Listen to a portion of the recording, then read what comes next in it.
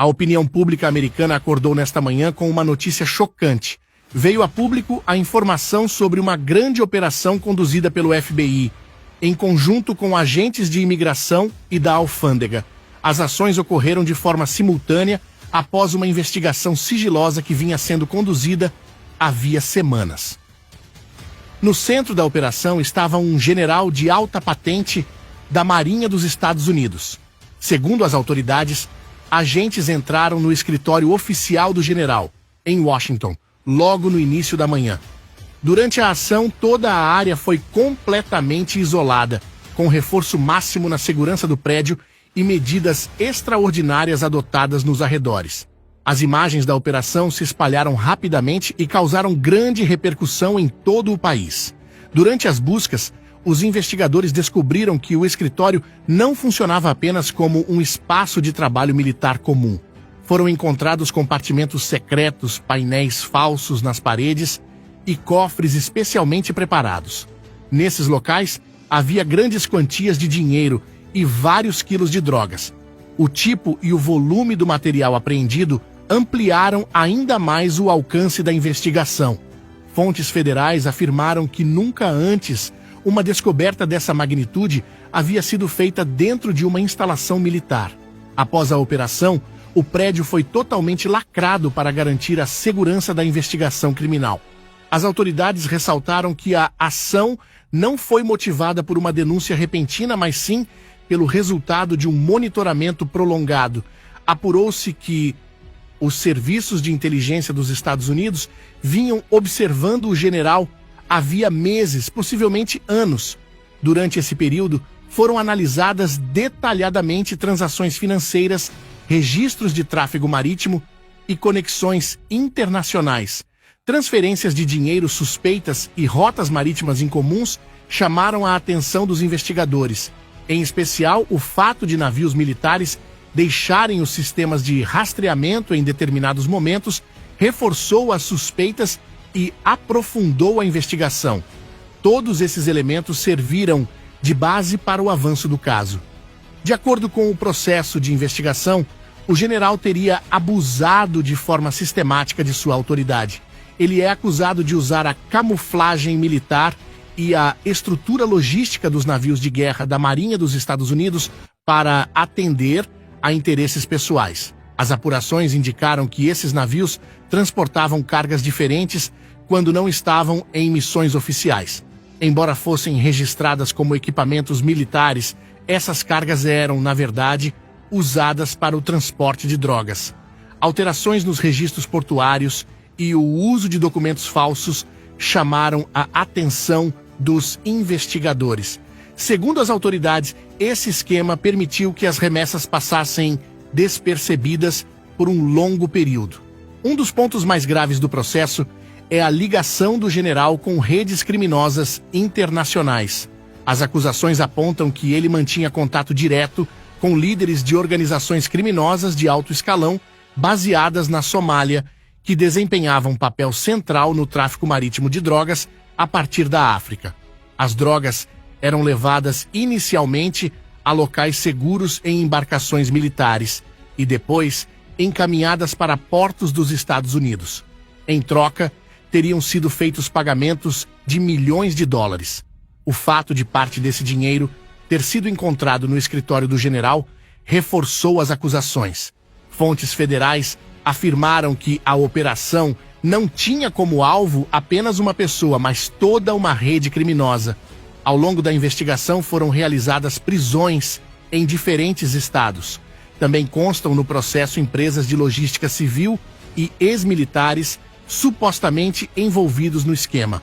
Além disso, diversos documentos ligados ao transporte marítimo foram apreendidos, assim como registros digitais e comunicações secretas, que seguem sob análise.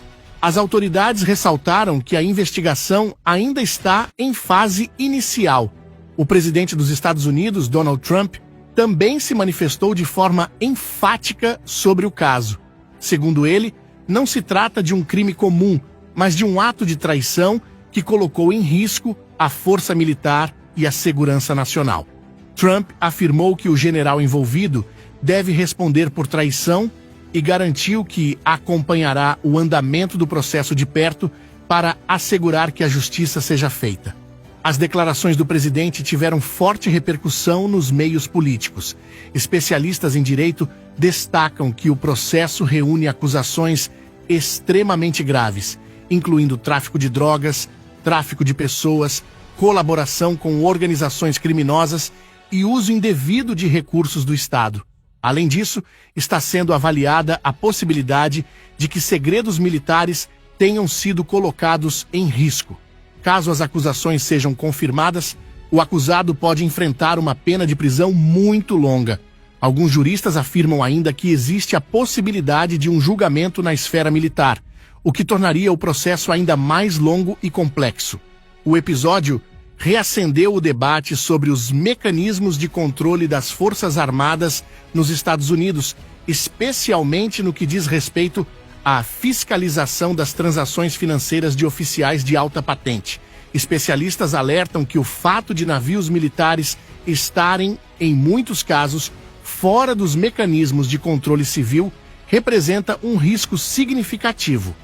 A dificuldade de rastrear transportes realizados em águas internacionais pode ser explorada por organizações criminosas, evidenciando falhas no sistema atual. O caso também atraiu a atenção da imprensa internacional, que acompanha de perto os desdobramentos da operação. A situação reacendeu questionamentos sobre como redes criminosas conseguem operar em escala global, especialmente aquelas baseadas na África e no Oriente Médio. Em particular, chamou a atenção a atuação de grupos sediados na Somália ao longo de rotas marítimas estratégicas. Segundo especialistas, a logística militar tem se tornado um alvo atraente para esse tipo de organização criminosa.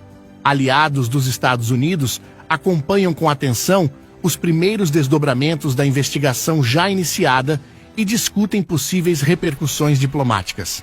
As autoridades informaram que o processo será conduzido de forma confidencial e não descartam a realização de novas prisões e operações adicionais. A análise do material apreendido pode levar semanas, mas foi prometido que a opinião pública receberá atualizações regulares. Há rumores de que o caso pode se tornar um dos maiores escândalos militares dos últimos anos.